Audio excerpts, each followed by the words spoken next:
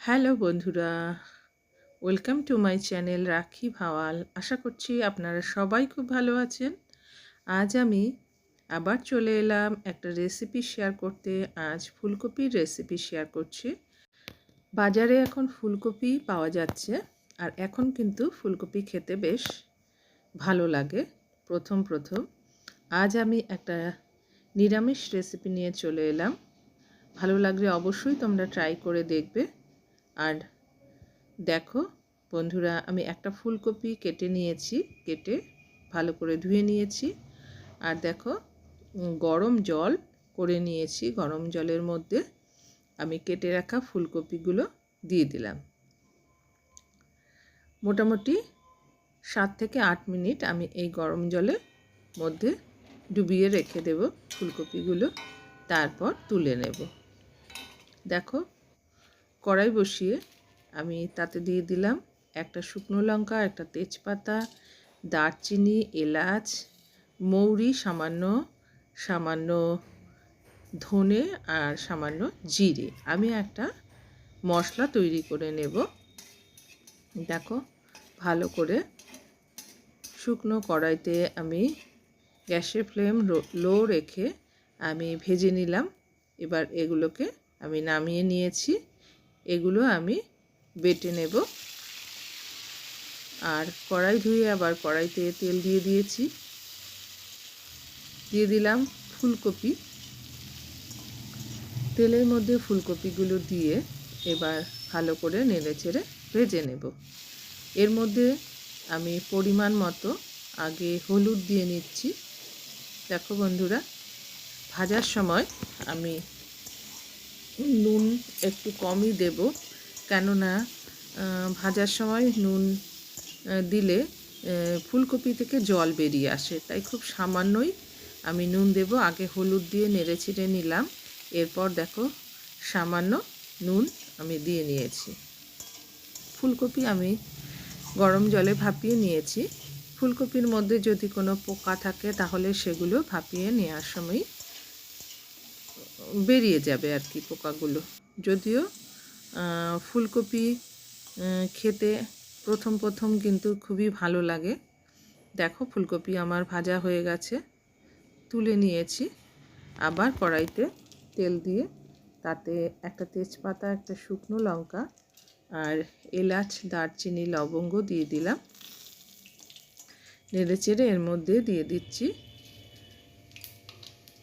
সামান্য জিরে ফোড়ন আর সামান্য হিং দিয়ে দিলাম। যেহেতু নিরামিষ ফুলকপি রান্না করছি, তাই একটু হিং দিয়ে দিলাম। হিং দিলে ফ্লেভারটা খুব ভালো লাগে নিরামিষ মানে রান্নায়।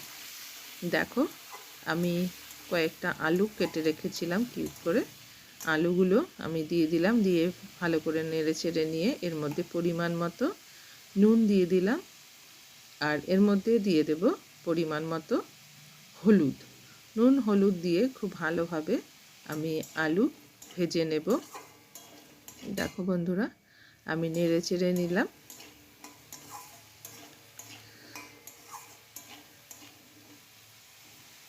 এর মধ্যে আমি যে ভাজা একটা মশলা আমি মানে তোমাদের দেখালাম যে ভেজে নিলাম, সেটা আমি পাটাতে বেটে নিয়েছি। আর দেখো বেটে নিয়েছি আদা আর কাঁচা লঙ্কা। আর এর মধ্যে আমার আলু কিন্তু ভাজা হয়ে গেছে। আদা কাঁচা লঙ্কা বাটা আমি এর মধ্যে দিয়ে দিয়েছি। দিয়ে দিলাম জিরে গুঁড়ো, আর দিয়ে দিলাম এর মধ্যে ধনে গুঁড়ো। পরিমাণ মতো আমি মশলা দিয়ে দিলাম, আর একটু সামান্য জলও দিয়ে দিয়েছি। দেখো, আর লাল লঙ্কার গুঁড়ো দিয়েছি, দিয়ে দিলাম কাশ্মীরি লঙ্কার গুঁড়ো দিয়ে দেখো এবার মশলা ভালো করে নেড়ে নিচ্ছি। মশলাটা ভাজার জন্য আমি অল্প অল্প করে গরম জল দিয়ে মশলা ভেজে নেব। আর দেখো ভেজে রাখা ফুলকপিও আমি এর মধ্যে দিয়ে দিয়েছি। এবার ফুলকপি, আলু আর মশলা খুব ভালোভাবে কষিয়ে নেব।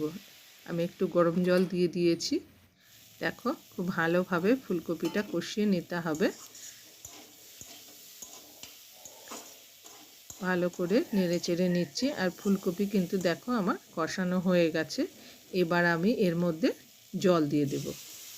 খুব বেশি জল দেব না। জল দিয়ে আবার সমস্তটা খুব ভালোভাবে নেড়ে চেড়ে নিচ্ছি। তোমরা ফুলকপি কে কে খেতে ভালোবাসো জানিও। ফুলকপি অনেক রকমভাবে রান্না করা যায়। আজ আমি যেভাবে রান্না করছি এটা ভোগের খিচুড়ির সঙ্গে কিন্তু তোমরা এই রকম একটা নিরামিষ ভোগের আলু ফুলকপির তরকারি বা সবজি বানিয়ে নিতে পারো। আবার নিরামিষ দিনে এভাবে তোমরা ভাতের সাথে খেতে পারো যেমন, তেমনি আবার লুচি, পরোটা, নান, পোলাও, ফ্রায়েড রাইস সব কিছুর সাথেই কিন্তু এটা খেতে ভালো লাগে। দেখো আমি এর মধ্যে নুন দিয়ে দিয়েছি পরিমাণ মতো, আর দিয়ে দিয়েছি চিনি। নিরামিষ ফুলকপি তাই একটু চিনি দিয়ে দিলাম। ভালো করে এবার আমি ঢাকা দিয়ে রান্না করে নিচ্ছি। দেখো মোটামুটি 5 মিনিট মতো আমি রান্না করে ঢাকাটা খুলে নিয়েছি। দেখো ঝোলও অনেকটা শুকিয়ে এসেছে। এবার আমি যে ভাজা মশলাটা তৈরি করে রেখেছিলাম, প্রথমেই তোমাদের ভাজা মশলা তৈরি করা দেখিয়েছি, সেই মশলা থেকে বেশ কিছুটা মশলা আমি এর মধ্যে দিয়ে দিলাম। রান্না কিন্তু বন্ধুরা প্রায় শেষ পর্যায়ে। এবার আমি এর মধ্যে দিয়ে দিলাম দেখো 1 টেবিল স্পুন মতো ঘি দিয়ে আমি আবার ভালো করে নেড়ে চেড়ে নেব। বন্ধুরা রান্নাটা কিন্তু আমার কমপ্লিট হয়ে গেছে। আমি গ্যাসের ফ্লেম এবার বন্ধ করে দিচ্ছি। একটা প্লেটে তুলে তোমাদের সার্ভ করে দেখাচ্ছি।